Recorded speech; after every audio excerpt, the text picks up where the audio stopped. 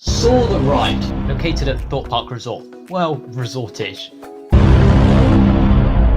ride that's a fairly decent experience for some riders, but infamous amongst others for its lack of theming, IP, and well, this. Okay, it's not actually that bad. Or is it? Before we can delve deep into the world of the Gerstlauer Eurofighter, let's have a look at the stats it boasts. Saw the ride features 3 inversions, a dark section, and the iconic Beyond vertical drop.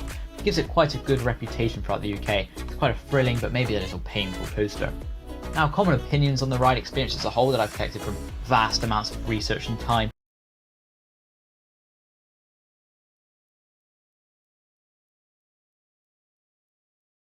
Hashtag Sean Sausages. They'll say the theming is good, but only at the start. The layout is good until it turns into a little torture device, and other things such as the queue and station is alright, if you try and forget that it's an IP. But maybe we've all been treating Mr. Saw just a bit too harsh. I mean, come on, compared to Hero or something like that, it's not that bad, right? And I'm sorry, but if you like Hero, then... Oh, no, hang on. I've just realised. What? I don't want to talk to you anymore. The experience starts by, of course, walking through the queue, which yes, is a bit of a cattle pen, but isn't that the point? The further you venture into the station building, you'll find yourself facing more and more, quite frankly, disturbing scenery pieces and props, giving the rider the feeling that something ominous or just not epic is about to happen to them. As you sit yourself down into those cozy tight over-the-shoulder restraints, the ride begins by throwing you into the literal abyss until you meet this guy who's out for a nice cycle in the lovely British weather, and then some pretty cool swinging axes before falling into more darkness. After being deafened by the sound of Satan himself, you turn into a heartline roll before climbing up the chain lift outside. Now, can I just say how underrated this section is? I guess that's the entire point of this video, but what else do you need other than an angry cyclist, a set of blades, and permanent ear damage? And now we're at the bit which I presume everyone knows, Coaster Go. The rest of the ride, however, is almost always forgotten about, which most people will say is for good reason.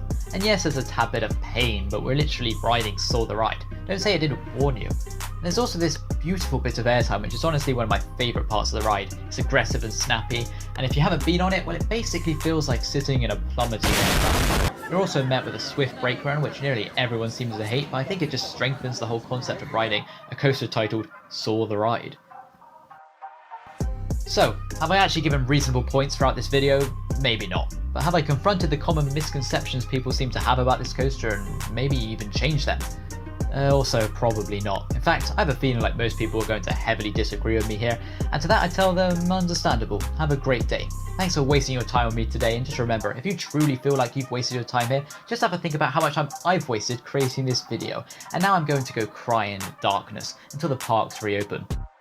If you've somehow liked what you've seen, why not hit that fat subscribe button, as I will be posting a lot more videos like this in the very near future. Thanks gamers, and remember, like, comment.